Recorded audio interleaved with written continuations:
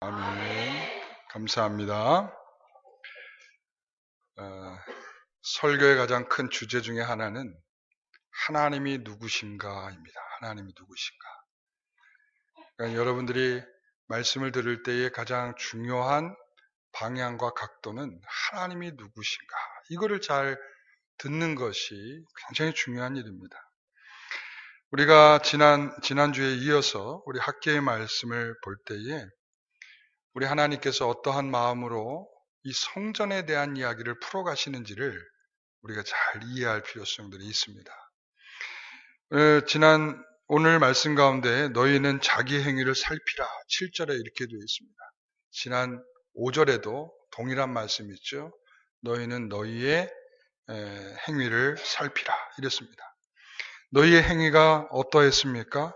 많이 거두려고 많이 뿌려도 거둘 것이 없었고, 많이 먹어도 배부르지 않았고, 그리고 많이 마셔도 만족스럽지 않았고, 그리고 많이 번 것 같은데 주머니가 구멍이 다 뚫려서 내 주머니에는 채워져 있는 것이 없더라. 이게 그들의 형편이고 그들의 삶이었습니다. 하나님께서 중요하다 하시는 것을 중요하다 여기지 않을 때 나타나는 일입니다. 이게. 여러분, 하나님께서 역사를 동원하셨어요. 역사. 고레스라는 사람은 이스라엘과 전혀 상관이 없는 사람이에요. 이스라엘 사람도 아니고, 그리고 가장 강대국 페르시아의 왕으로서 이 왕이 굳이 이스라엘을 도와줄 이유가 전혀 없습니다. 그런데도 불구하고 이 고레스 왕이 자기의 재산도 드리고, 그리고 이스라엘 사람들을 다 보내서 가서 너희들 예루살렘에 돌아가서 성전을 건축하라 이렇게 하고 다 돌려보냈단 말이죠. 이것은 그냥 우연히 일어난 일이 아니에요. 우리 여러분 잘 아셔야 됩니다. 우리가 우연히 뭐가 일어난 일처럼 보이지만 작은 것 하나도 우연한 게 없어요. 하나님은 하나님의 계획을 이루시기 위해서 여러분들이 지금 살고 있는 모든 사건에, 모든 일들에, 또 때로는 사람을 만나게 하시고, 또 때로는 우연처럼 보이는 정말 놀라운 만남도 있게 하시고, 우리가 상상할 수 없는 그러한 일들을 통해서 하나님의 계획을 이루어 가신단 말이에요. 그게 바로 고레스라는 사람을 전혀 관계없고 정말 강대국의 그 나라 그 임금을 자기 돈까지 털어가지고 예루살렘에 가서 성전을 건축하라. 이게 그냥 우연히 일어난 일이 아니란 말이에요. 100년 전에 누가 예언을 했어요? 이사야 선지자가 예언했잖아요. 고레스가 너희들의 목자가 될 것이라고 그렇게 예언했단 말이에요. 그러니까 이 일은 우연히 일어난 일에는 하나님의 계획 속에 있는 일이고, 너희들은 지금 돌아가서 이 성전을 짓는 일을 위해서 힘써야 되는데, 물론 짓지 못할 상황이 벌어졌습니다. 그렇다고 해서 그것을 마음에서 다 떨쳐버리고, 마음에는 성전에 대한 마음이 다 사라져버리고, 그리고는 자기 일에만 집중하여 살아가고 있는 이 자들에 대하여 하나님께서 지금 학계를 통하여 말씀하고 있는 것이죠. 성전이 무엇이길래 그렇게 중요할까요? 여러분, 성전이 무엇입니까? 성전하면 하나님께 제사를 행하는 것. 여러분, 이렇게만 이해하고 계시잖아요. 실제로는 더 깊고 큰 의미가 있습니다. 하나님께서 성막을 주실 때 그 의미를 성전과 동일한 마음을 담아서 하나님께서 말씀을, 신명기 12장에 보면 한번 봐보세요. 신명기 12장 5절에 보면, 여기 보면 동사만 집중해서 보세요. 동사만. 자, 보세요. 그 계실 곳으로 찾아 나아가서, 그 다음에 6절, 너희는 그리로 가져다가 다 드리고, 그리고 7절, 여기는 동사가 여러 개 나옵니다. 너희 하나님 여호와 앞에서 먹고, 너희 하나님 여호와께서 너희 손으로 수고한 일에 복주심으로 말미암아 너희와 너희 가족이 즐거워할지니라. 같이 하나님 앞에서 먹고 너희의 가족과 너희가 나와서 함께 즐거워하는 것. 하나님께서 당신의 이름을 두시려고 택하신 그 장소에서, 그것은 성막일 수도 있고요, 성전의 시대가 되면 성전이기도 합니다. 그리고 교회 시대가 열리게 되면 교회도 마찬가지인 것입니다. 하나님께서 당신의 이름을 두시려고 정한 그 장소에서 하나님이 원하는 것은 나와서 성도들이 하나님을 찾기를 바라고, 그리고 하나님 앞에서 뭐 하기를? 함께 하나님께 내가 가지고 있는 모든 것, 이 모든 것을 보면 이런 거죠. 하나님께 감사의 제물도 드리고, 내가 하나님 앞에 헌신하겠다는 헌신의 제물도 드리고, 10의 1조도 하나님께 드리고, 하나님께 내가 가진 것을 하나님께 기쁨으로 드리고, 이거죠. 그 다음에 하나님과 함께 먹고, 하나님 앞에서 먹는다는 것은 굉장히 중요한 거예요. 하나님이 우리와 피의 동맹을 맺을 때 하셨던 말씀이야. 피의 동맹. 피의 동맹은 뭐예요? 이제 너와 내가 같은 피가 흐르고 있다 이거야. 예수 그리스도께서 십자가에 죽으실 때에 죽으시던 전날 밤에 하신 일이 뭡니까? 성만찬이시잖아요. 함께 먹고 마시는 일을 하셨어요. 이것은 기독교가 시작되면서 중요하게 여겨져 오는 중요한 예식 중에 한 성만찬이죠. 뿐만 아니라 교회의 전통 속에 성만찬만 있는 것이 아니라 애찬이라는 것도 있었어요.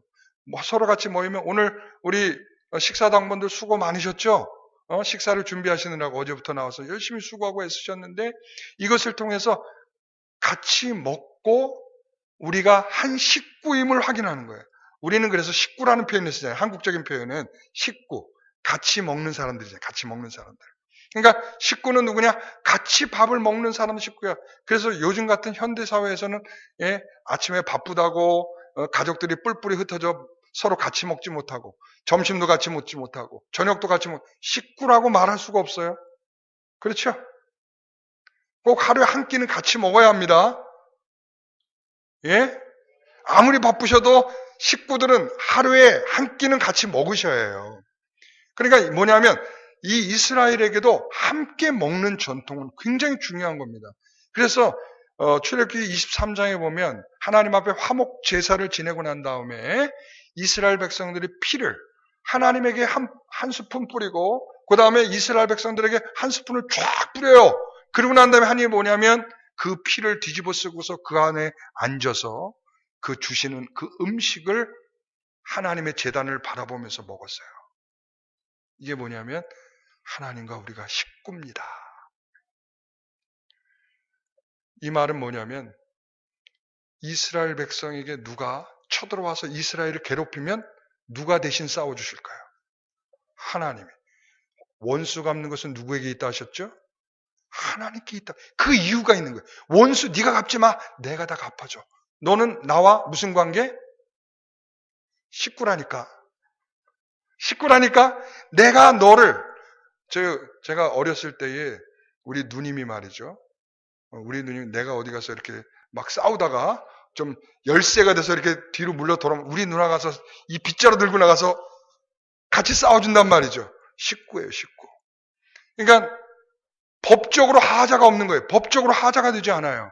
이스라엘 백성들에게 있어서 이렇게 함께 먹는 것은 여호와 앞에서 먹는다는 것은 정말 중요한 일이에요. 여러분 우리가 점심 식사할 때 반찬 내 마음에 안 든다고 타박하지 마셔야 됩니다. 왜요? 이것은 먹으면서 그냥 밥을 먹는 행위가 아니라 우리가 누구라고요? 우리가 식구다. 우리가 한 가정을 이루고 있는 것이며 우리가 하나님을 모시고 있는 신실한 성도들이 한 가정을 이루는 교회다라고 하는 상징적인 의미예요. 거기에서 반찬이 있네 없네, 내 입에 맞네 안 맞네, 왜 내가 좋아하는 것은 안 하냐, 이렇게 해서는 안 된다는 거예요. 아시겠습니까? 국으로 드셔야 됩니다. 예? 그냥 감사함으로 드시면 되는 거예요. 그리고 난 다음에 또 뭐를 했어요? 자신들의 수고한 만큼 하나님께서 우리에게 축복하여 주셨다라고 하는 것으로 그 안에서 모여서 즐거워하는. 성전은 제사만 드리는 게 아니라 이렇게 뭔가가 많아요. 자, 하나님을 찾고 찾는 일을 하는 것입니다. 또 뭐를 한다고 그랬어요? 하나님 앞에 제물을 가져와 드리는 곳이라고 했습니다. 세 번째는 뭐라고 그랬어요? 하나님 앞에서 먹는다고 했습니다. 그리고 또 뭐라고 그랬어요? 하나님이 내게 수고한 만큼 복을 주셨습니다 하면서 즐거워하는 시간을 갖는 게 바로 하나님의 성전에 나와서 해야 할 일. 그런데 그들에게 뭐가 없다고요? 그 성전이 없는 거예요. 70년 동안 성전이 없었어요. 바벨론 포로로 끌려가 있는 동안 그들은 성전이 없었어요. 다시 말하면 하나님을 찾고 찾을 곳이 없었고 하나님을 하나님과 함께 교제하며 하나님께 마음껏 드릴 수 있는 곳이 없었고, 그리고 하나님 앞에 하나님과 나와서 식구의 즐거움, 함께 먹는 즐거움을 가질 수가 없었고, 하나님이 내게 주시는 것을 감사할 자리가 없었단 말이죠. 성전이 없는 것은 그냥 없는 게 아니라 하나님이 안 계신 겁니다. 그들의 삶에 있어서는. 성전이 없다는 것은 하나님이 계시지 않는다. 그래서 아까 12장 5절에 내 이름을 두려고 한 장소를 택하셨다라고 말합니다. 내 이름을, 내 실존과 내 존재와 내가 그곳에 있음을 그들에게 드러내고 보여줄 장소로서 한 장소를 내가 택한 장소가 성전이라, 이렇게 말씀할 수 있는 것입니다. 여러분, 그런데 오늘 9절의 말씀을 보시기 바랍니다. 같이 한번 읽어봅니다. 너희가 많은 것을 받았으나 도리어 적었고 너희가 그것을 집으로 가져갔으나 내가 불어버렸느니라. 자, 뭐라고 말해요? 너희가 이제 성전 건축을 포기하고 너희 집으로 돌아가서 너희가 힘껏 살고자, 먹고 살고자 열심히 수고하고 애썼는데 하나님께서 뭐라? 내가 너희를 불어버렸다. 이렇게. 여러분, 하나님께서 불어버렸는데 잘 될 수 있는 사람이 있을까요? 하나님께서 이렇게 막으시는데 잘 될 수 있는 사람이 있어요? 없다는 거예요. 이 가뭄을 누가 주셨는가? 여러분, 그거를 아셔요. 가뭄의 때에 비명만 질러서는 안 돼요. 하나님, 나 힘들어 죽겠어요. 이걸로 끝내서는 안 됩니다. 하나님이 왜 이 비명을 지를 수밖에 없는 이 현실을 주셨는지에 대해서 자꾸 하나님 앞에 무릎을 꿇으셔야 돼요.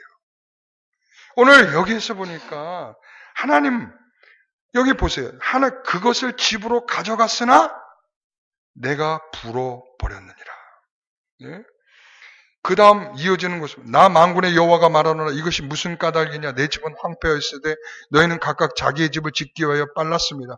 그러므로 너희로 말미암아 하늘은 이슬을 그쳤고 땅은 산물을 그쳤으며 내가 이 땅과 산과 곡물과 새포도주와 기름과 땅의 모든 소산과 사람과 가축과 손으로 수고하는 모든 일에 한계를 두게 하였느니라. 하나님께서 그 모든 것에 너희들이 살아갈 모든 방편에 하나님께서 다 막으셨다, 이런 말이에요. 불어버리셨다 이거죠. 여러분, 우리가 살면서 하나님께 우선순위를 두지 못하는 거예요. 여러분, 아까 말씀드렸잖아요. 하나님은 말이죠, 고레스라는 사람을 통해서 우선적으로 해야 할 일, 뭐로 알려줬어요? 성전을 지어라. 우선적으로 해야 할 일이 뭐라고요? 성전을 짓는 거예요. 하나님이 이렇게 가르쳐줬어요. 역사를 동원하셨어요. 수없이 많은 사람들을 하나님께서 보내주셨어요. 그래서 그들을 예루살렘에서 오직 성전을 지으라고 하나님이 우선적 가치를 그들에게 주셨단 말이에요. 그런데 우선적으로 해야 할 일을 하지 않는 것은 죄입니다. 하나님이 그래서 가르쳐주는 거예요. 우선적으로 해야 할 일을 하지 않을 때 너희들에게 바로 하나님은 어떤 방식으로도 제동을 걸 수 있다는 걸 보여주시는 거예요. 여러분, 자꾸 예상치 못한 지출이 생기십니까? 예? 우리가 10만 원을 벌면 5만 원은 저축하고 5만 원만 써야겠다, 이렇게 하는데 그게 마음껏 되시던가요? 예? 왜 이렇게 아픈 데가 많아? 자꾸 누가 이렇게 아파? 누가 이렇게 부러지고 와? 그리고 자꾸 넘어져서 뭐가 다쳐? 어제까지는 관절이 괜찮은데 왜 오늘 갑자기 관절이 안 좋아서 병원에 가게 돼? 그러니까 5만 원을 저금 통장에 넣으려고 해도 넣을 수가 없는 거야. 예? 내가 생각지도 못한 지출들이 자꾸 생기기 때문에. 여러분, 왜 이렇게 되는지를 하나님 앞에 물으셔야 됩니다. 내가 어떤 우선순위를 지금 뒤집어 놨기 때문에 생기는 일 아닙니까? 라고 하나님께 물으셔야 됩니다. 하나님이 중요하다 생각하는 그것을 내가 하지 않고 엄한 것을 지금 열심히 하고 있기 때문에 하나님이 내게 그와 같이 하시는지를 물으셔야 됩니다. 여러분, 하나님은 우리가 주님의 몸된 교회를 섬기라고 우리에게 재물도 주신 거고요. 건강도 주신 것이고 시간도 주신 것이고 여러분에게 여러 형편도 주신 겁니다. 자, 다시 한번 제가 말씀드립니다.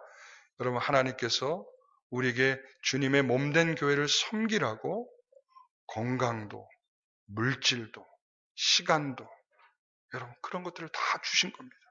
재능도 그래서 주셨어요. 그런데 하나님이 그렇게 하라고 주셨는데 열심히 그 시간 가지고 딴 데 가서 엄한 짓 하고, 그 물질 가서 딴 거 열심히 하고, 그리고 그 건강 가지고 가서 열심히 딴 데 밤새워 딴짓하고 돌아다니고. 네? 여러분 하나님이 이렇게 뒤바꿔 버리면 그 건강에 문제 신호 옵니다. 예? 그 물질에 빨간불 켜집니다. 여러분의 우선순위가 뒤집혔는지를 보셔야 됩니다. 그래서 오늘 본문에 그 말을 하는 거예요. 참 신기한 건 뭐냐면 학계는 우리에게 그것을 이렇게 현실감 있게 이렇게 들려주고 있어요. 자, 성전이 지금 황폐해 있지 않느냐? 성전이 어떻게 있다고요? 자, 똑바로 얘기해 주세요. 성전이 어떻게 있다고요? 황폐해 있어요.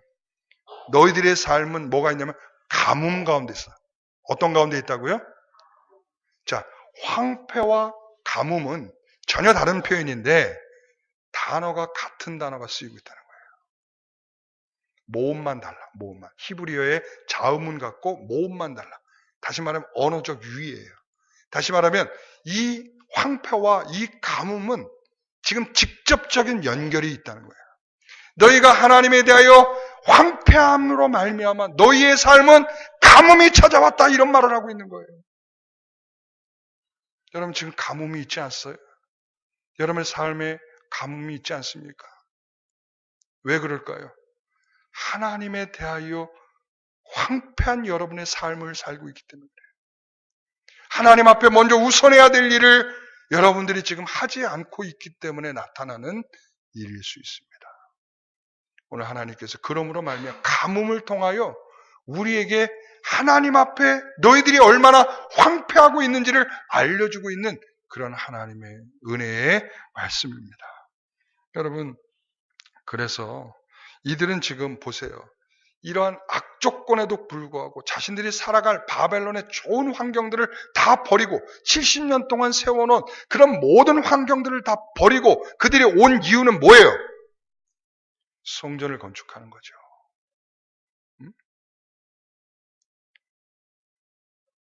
여러분, 하나님이 무엇이 먼저이고 무엇이 나중인지를 늘 우리에게 가르쳐주고 있지 않습니까? 그렇죠? 여러분, 우선적으로 시간과 노동을 어디에 쏟아야 합니까? 이 먼저를 잃어버리지 말기를 바랍니다. 기도보다 우선할 일이 여러분 있습니까? 근데 기도하지 않잖아요. 예? 여러분, 우리가 하나님께 먼저 시간을 드리고 하나님께 시간을 드리고 그리고 또 여러분 하나님의 말씀을 알아야 한다라고 말하지만 여러분 하나님께 그런 시간을 사용합니까? 내가 물어보겠습니다. 여러분 일주일에 성경을 읽는데 여러분 시간을 얼마나 할애하고 계십니까? 예? TV는 몇 시간 보고 계십니까? TV 몇 시간 보세요? TV 보는 시간만큼 성경 보십니까? 네? 우리 학생들에게 물어볼게요. 게임하는 시간만큼, 그 카툰 보는 시간만큼 성경 보십니까? 먼저를 잃어버리면 나중에 보세요. 거둘 게 없어요. 가뭄이 옵니다.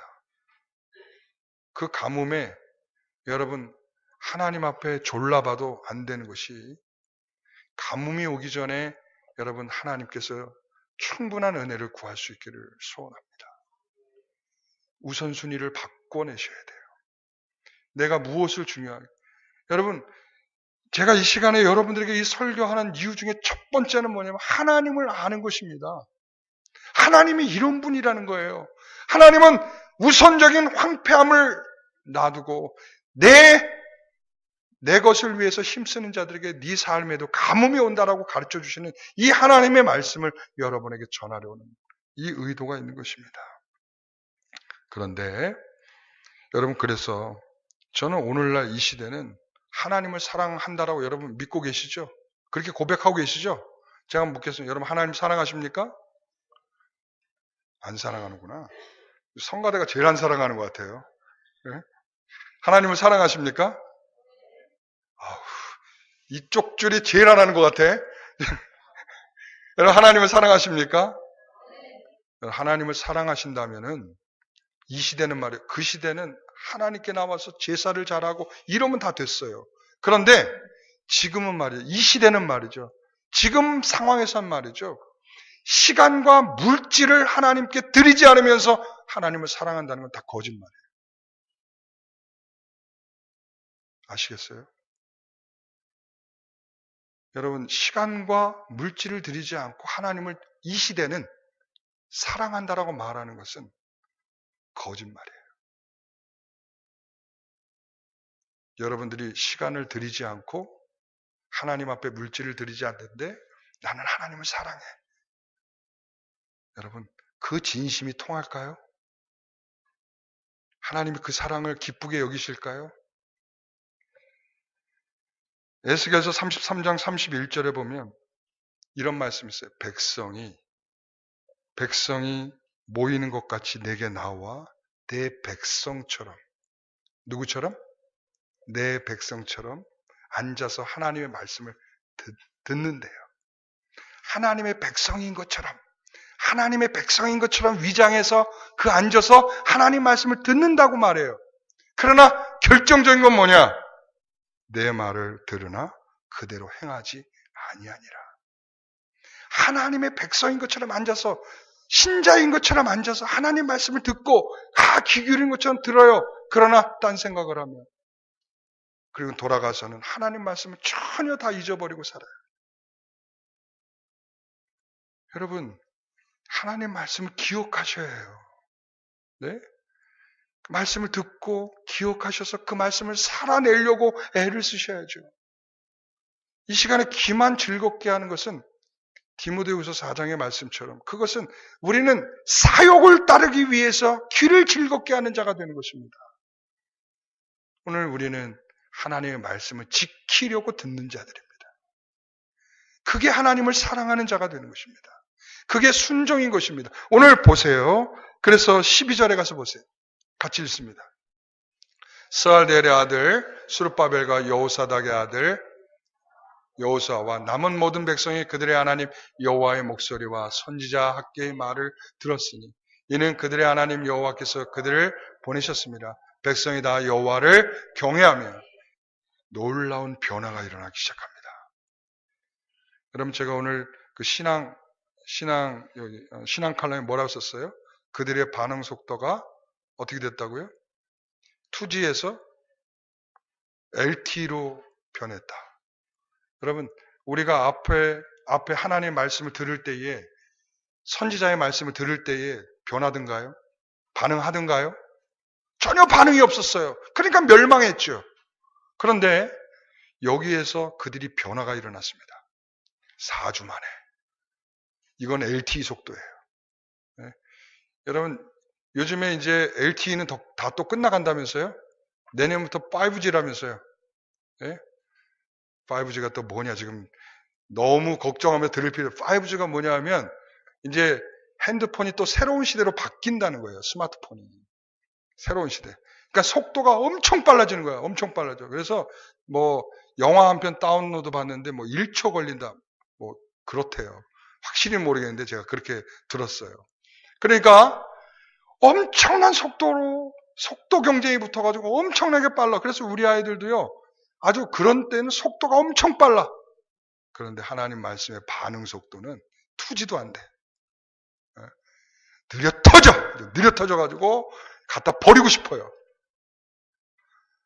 여러분, 요즘에 스마트폰 쓰면서 옛날 2G폰 뭐 옛날 이런 거 써보라고 그랬어요. 얼마나 답답해서 못 씁니다. 가져 그냥 쓰레기통에다 이렇게 버리고 싶어져. 그런데 하나님의 말씀을 듣는 속도가 완전히 이것은 2G폰보다 더 속도가 느려 터져가지고 쓰레기통에 버리고 싶은 심정이죠. 여러분, 그런데 여기에서 그래도 4주 만에 변화가 일어났어요. 엄청난 변화죠. 그 변화의 주체가 누구인가 보세요. 스룹바벨과 여호수아란 말이죠. 스룹바벨과 여호수아는 누군가 하면 지금 이 예루살렘에 돌아와 있는 가장 중심의 탑 지도자예요. 최고의 지도자. 그러니까 지도자가 먼저 그 말씀을 듣고 변하는 것이죠. 여러분, 이게 바로 이 변화의 핵심입니다. LTE로 변하는 것은 그 이유는 다 리더들이 변하는 것입니다. 리더들이 변하지 않고는 어떤 변화도 기대할 수가 없어요. 여호수아와 스룹바벨이 먼저 하나님의 말씀을 듣고 그렇게 하는 것이 옳습니다라고 마음의 결정을 내리는 순간 그 모든 백성들이 하나님의 말씀인 줄 알고 따라 나서게 되는 거죠. 오늘 성도 여러분, 바로 우리 중직자들의 변화가 중요합니다. 말씀을 들으면서 내가 이렇게 해야 되겠구나라는 마음의 결심들이 생기셔야 합니다. 내가 하나님을 섬기는 것이 그저 내가 어디 가서 그냥 모임에 참여하는 수준으로 자꾸 이해하셔서는 안 됩니다. 여기는 하나님 앞에 나와서 우리가 하나님을 찾고 찾으며 하나님과 먹고 하나님 앞에서 먹으며 내 가진 것을 하나님 앞에 드리며 그리고 내게 주신 내가 내 수고에 주신 하나님의 그 복을 하나님 앞에 즐거워하는 그러한 성도들의 시간들이 우리 안에 주어질 때에 그 탑 리더들이 우리 장로님 그리고 우리 장로님들, 권사님들, 우리 안수 집사님들이 먼저 그런 일들에 헌신하고 집중할 때에 교회가 변하는 것입니다. 여러분 누가 먼저 변하길 기대하십니까? 새로운 신자들이 변하기를 기대하십니까?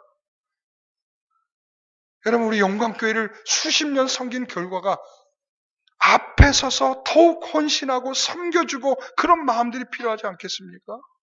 이게 없는데 어떻게 영광교회가 앞으로 나갈 힘이 어디에부터 찾을 것입니까? 여러분, 우리 사랑하는 성도 여러분, 마귀도 누굴 먼저 쓰러뜨릴까요? 마귀가 먼저 영광교회를 쓰러뜨린다면 누굴 먼저 건드려서 쓰러뜨려야 될까요? 누굴 무너뜨려야 될까요? 목사를 쳐야 돼요. 그래서 자꾸 교회의 목사들이 자꾸 넘어지게 되는 이유는 악한 영들이 교회를 똑같네.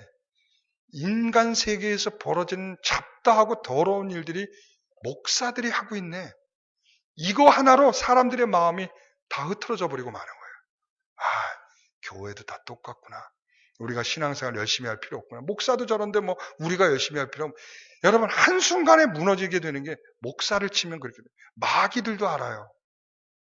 하나님 앞에서도 마찬가지입니다. 교회가 새로워질 때의 첫 번째 변화의 흐름은 리더십의 변화예요. 그들이 먼저 강력하게 하나님 앞에 헌신하고 하나님 앞에 무릎을 꿇고 하나님의 뜻을 따르며 주의 일을 감당할 때 교회가 변하는 것입니다.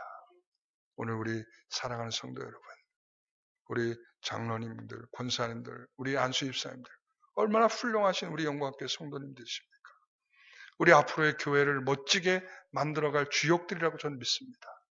우리가 그래서 우리 성도들은 그분들을 위해서 날마다 기도해 주셔야 돼요. 리더들이 쓰러지면 교회가 쓰러진다니까요. 여러분 그런데 하나님이 그들이 이렇게 순종하기 시작할 때에 그들의 특징은 뭐냐 하면 이 마지막 부분에 다 여호와를 뭐 한다? 경외하더라 이거죠. 경외함이 지식의 근본입니다. 이 경외함이 하나님이 어떤 분인 줄 알고 그분을 향하여 나아갈 수 있는 신실한 태도가 바뀌는 것입니다. 창조주 하나님, 그리고 나를 구원하시는 하나님, 그 하나님에 대한 바른 이해 앞에 서게 되는 것이 하나님의 경외입니다. 오늘 우리 성도 여러분, 이들의 변화는 그저 그렇게 변한 것이 아니에요. 여러분, 우리가 존경하는 사람을 만나면 어떻게 됩니까? 어떻게 되죠? 나도 모르게 고개가 숙여지고 두 손은 공손하게 모아지고 아이고 오셨어요. 이렇게 되죠. 근데 그분이 나를 주워 박았기 때문에 무서워서 제가 그렇게 하는 겁니까? 아니죠. 그분에 대한 존경감과 존중감이 내가 그분 앞에 나도 모르게 고개를 숙여지도록 만들고 그분을 따르도록 그분의 말이라면 듣고 싶어지는 생각이 드는 거죠. 이게 바로 경외라는 말이죠. 오늘 그들의 마음과 신앙의 자세가 새로워졌습니다. 무슨 마음으로? 경외함으로. 그랬을 때 하나님이 이들에게 주시는 두 가지의 축복을 말씀하고 있어요. 자, 13절에서 보겠습니다. 같이 읽어봅니다.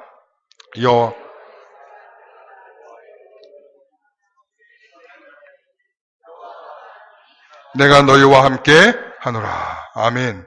첫 번째 그들에게 주는 축복은 뭐냐면 여호와께서 그들과 함께 하신다라는 축복입니다. 아니 이게 무슨 대단한 것이냐?